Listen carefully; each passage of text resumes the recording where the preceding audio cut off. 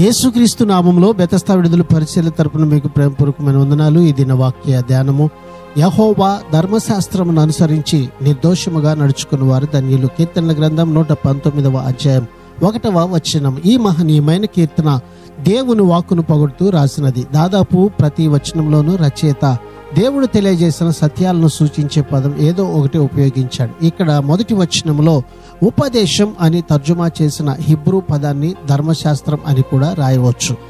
ఆ పదానికి ఈ రెండు అర్థాలు ఉన్నాయి. మనుషులకు దీవెనలు కలుగచేయడం దేవునికి ఇష్టం. కాబట్టి ఆయన వాక్కును ఊరికే మనతో ఉంచుకున్నందువల్ల లేక విన్నందువల్ల ధన్యత కలగదు. దాని ప్రకారం చేయడం వల్లనే కలుగుతుంది. పవిత్రతలో నుంచి ఆనందం కలుగుతుంది. విశ్వాసులు దేవుని వాక్కుకు పరిపూర్ణముగా సిద్ధపడినప్పుడు శాశ్వతమైనటువంటి ఆనందం వారికి లభిస్తూ ఉంది. ప్రార్థన.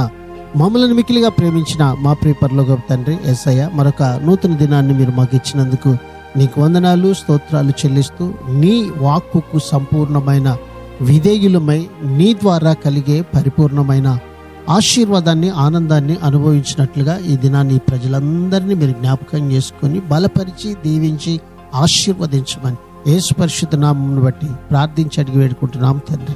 ఆమేన్.